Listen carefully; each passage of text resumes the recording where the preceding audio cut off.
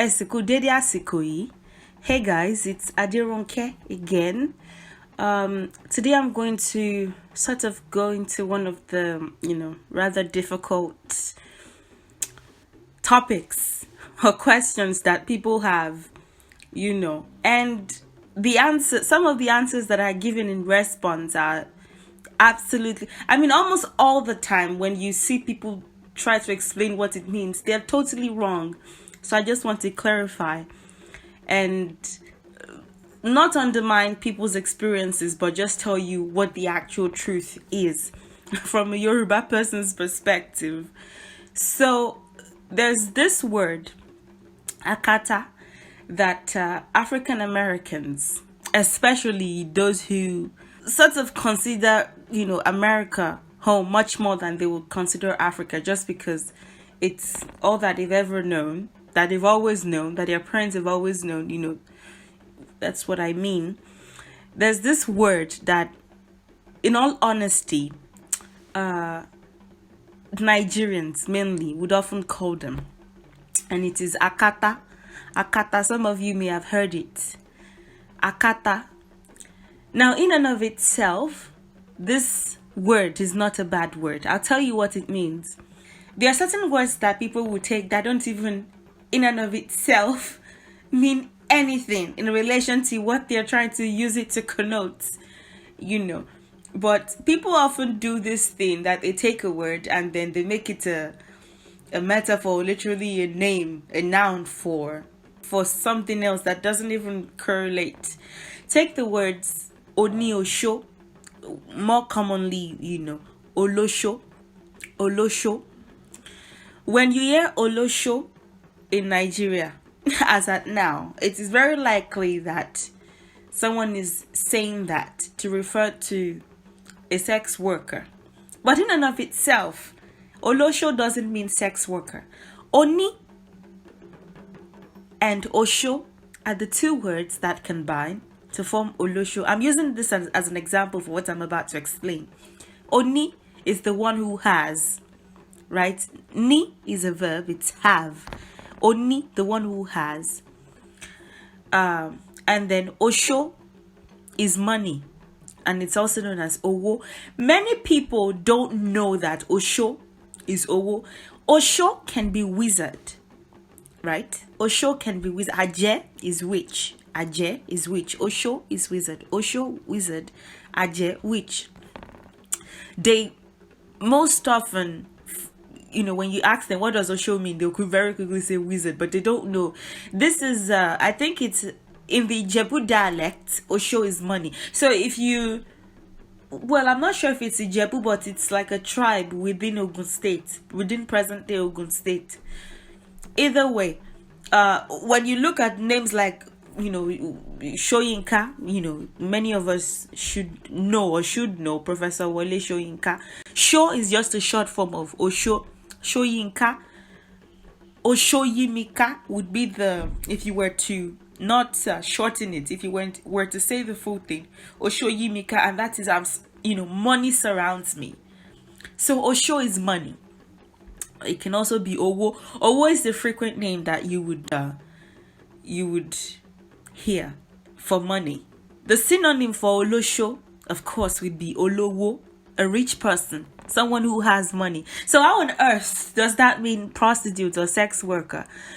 But somehow, people in their infinite wisdom have sort of taken that word and sort of, I don't know, a sex worker would often have money, right? All kinds of, whether small denominations and large denominations, So, at least back then, don't ever think that there were no sex workers even amongst our ancestors.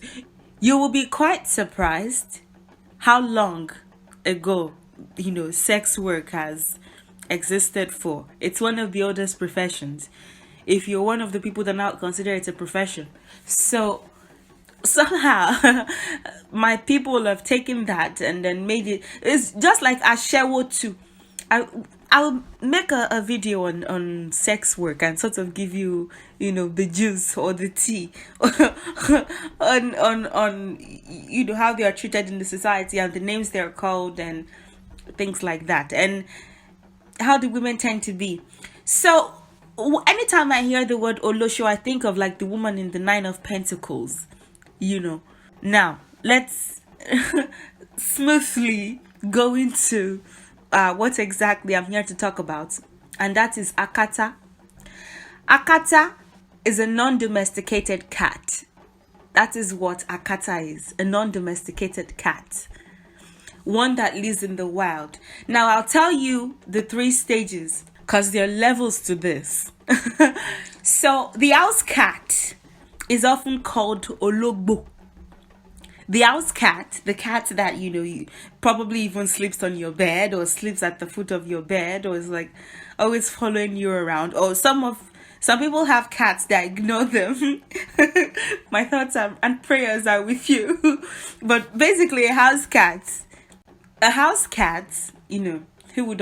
or she would obviously be domesticated, is called Ologbo. Ologbo. Now an outdoor cat, or an alley cat, if you think of alley cats, they're called Ologini. Ologini. It's still a cat. Ologini is still very much a cat, but not the kind that stays home like all day, would stroll. However, Ologbo and Ologini, they are interchangeable. Some house cats like to stroll out of the house. They don't stay home. They're very much house cats and they're very much domesticated, but they may walk around. They won't go very, very far, of course, but they may walk around and my point is, Ologbo and Ologini tend to be interchangeable. Even an outdoor cat or an alley cat would often be called Ologbo. A cat is a cat. You don't know. Sometimes you can't tell if this is a house cat or if this is an alley cat or an outdoor cat. Or the line is very blurred, And aside that, it really doesn't matter to people. They will sometimes call a cat, even a house cat, Ologini, and they will call the alley cat, or the one that likes to sort of go house to house and have a taste of everybody's food, Ologbo. So it doesn't really matter. However, the very wild ones that are not, an alley cat is a domesticated homeless cat, right? Domesticated but homeless. A serval, Akata, is the kind of cat that doesn't live amongst people, like lives in the bushes, wild cat. Akata, wild cat, Akata. I looked up wild cat and I saw the name serval. That might be the English name, but we Yoruba people don't know it to be serval. English is not a language. Yoruba is a language. So Akata is what we call those kinds of cats, the ones that have not been domesticated. When we were domesticating cats, these ones were like, no, I'd rather not. I'd rather stay back here, So, ain't nobody domesticating me, So, I don't know why I spoke like that. I beg your pardon. In and of itself, Akata is not a bad thing. Like a non-domesticated cat, what is bad about that? But somehow people use this in the negative sense, to mean a cat that is not within, maybe like an outside cat. It's just like, okay, I really don't know how to put it, but I'll say this first. Think of James Brown. I don't know. I'm speculating that he must have had a Yoruba ancestry.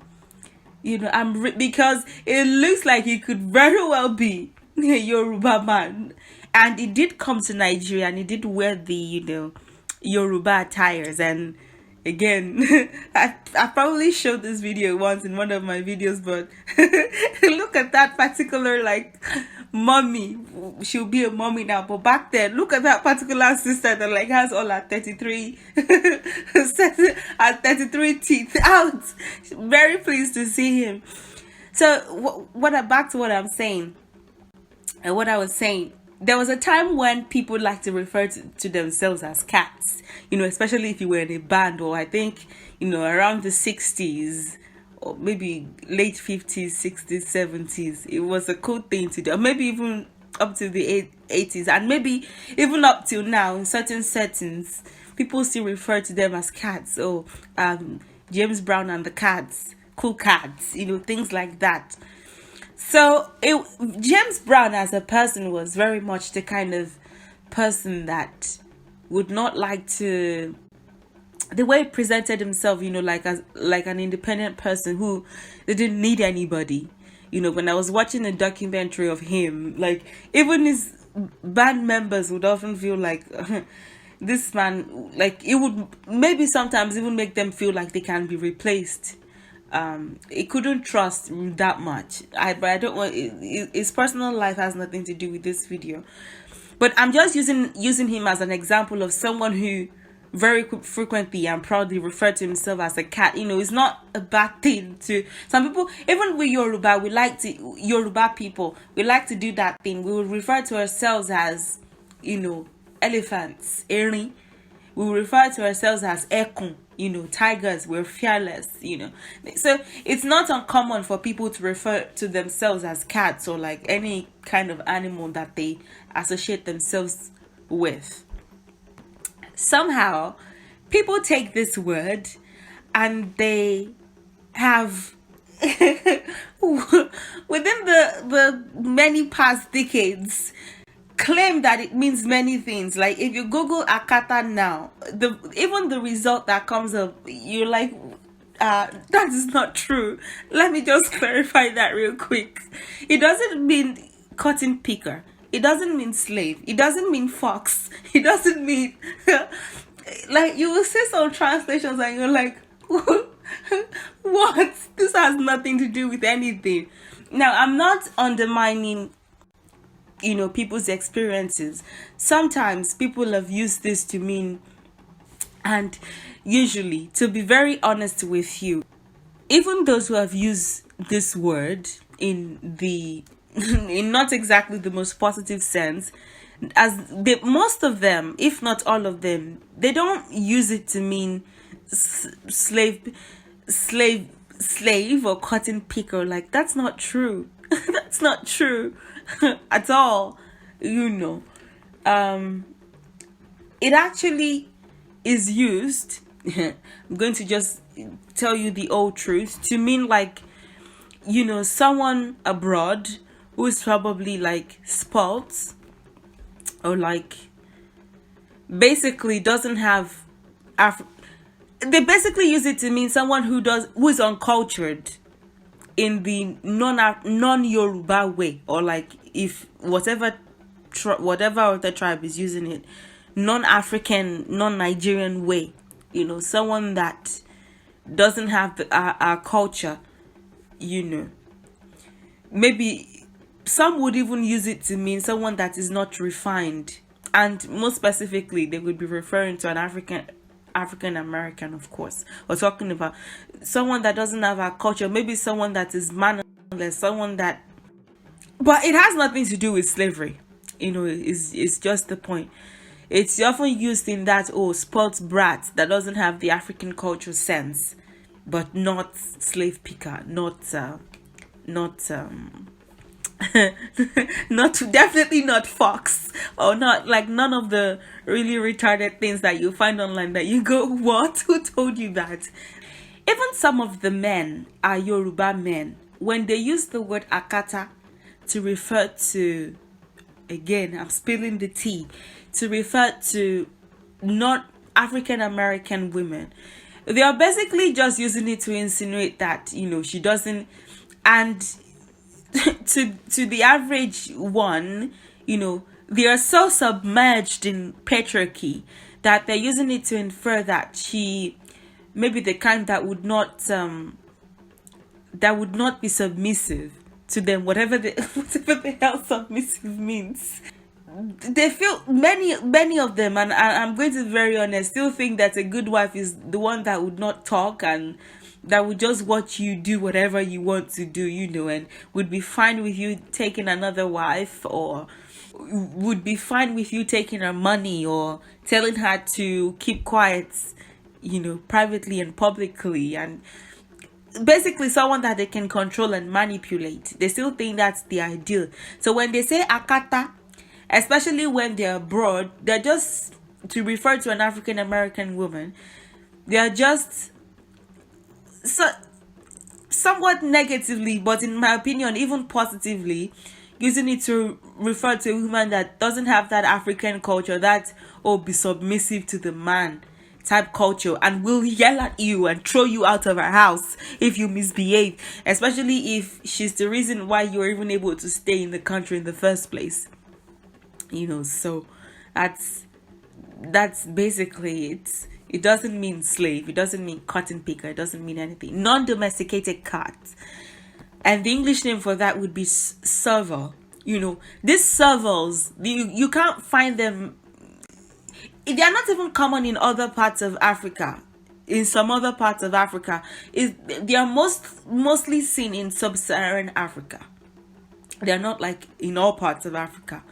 They are like this set of cats that refuse to be domesticated, are wild, and live like almost like other bigger cats. So what do I want to say about this? I want to say stop it. Now, I can't stop people from using the word Akata because, like I said, in and of itself, it's not a bad thing. It's just like me trying to stop people from saying Olosho or Olowo. That's not a bad thing. But stop using these words to infer negative things.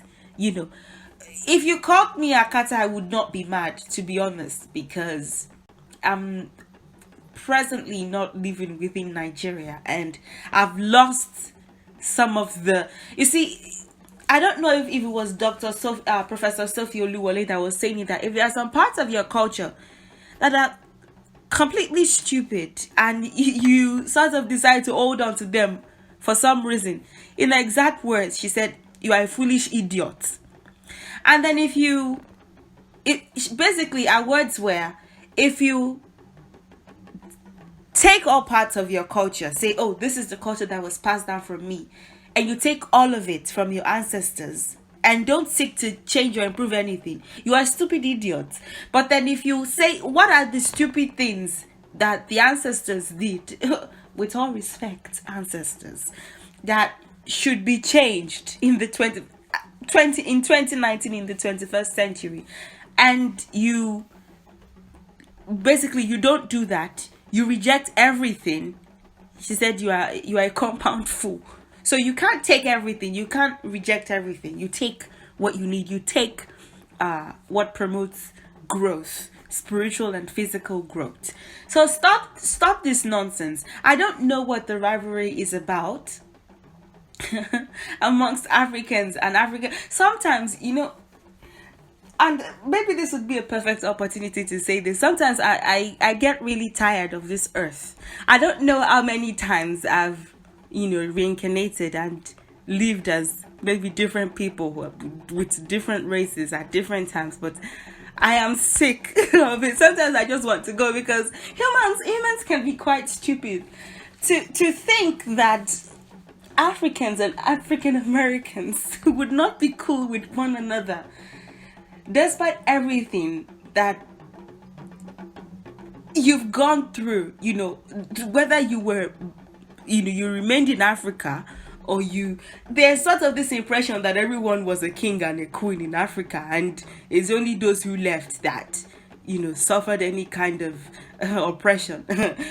You would be quite surprised that is not true. So despite what each tribe has gone through, one person is trying to maybe scam the other, or another person is trying to make the other feel bad and feel like, oh, they are bushmen, and like, stop it, stop this nonsense, stop it. This is like 2019, and I know that people are stopping it. I know that at least from that Black Panther party period till now, there's been like a lot of change, even just within the past decade up till now, in dressing, in talking, even with Afro-punk and different other kinds of institutions, you see that they try to integrate change with that African culture, and they sort of create this new beautiful thing. They don't reject the African culture, so it has improved. But don't take the African culture and reject the African people, and vice versa, or whatever. Africans don't do that. That's not good. So if you have any other questions regarding this, don't hesitate to ask. I'll be more than happy to respond. And if you've been called Akata, in the past, in a derogatory way, or someone was trying to make you feel like, oh, you're not cultured, or you don't have the African culture, or something like that, I apologize on their behalf. And if you know that you've called someone that in the negative sense in the past, apologize to them. Thank you for your support. Continue to support my channel, and I'll see you in the next video. Have a good day and goodbye.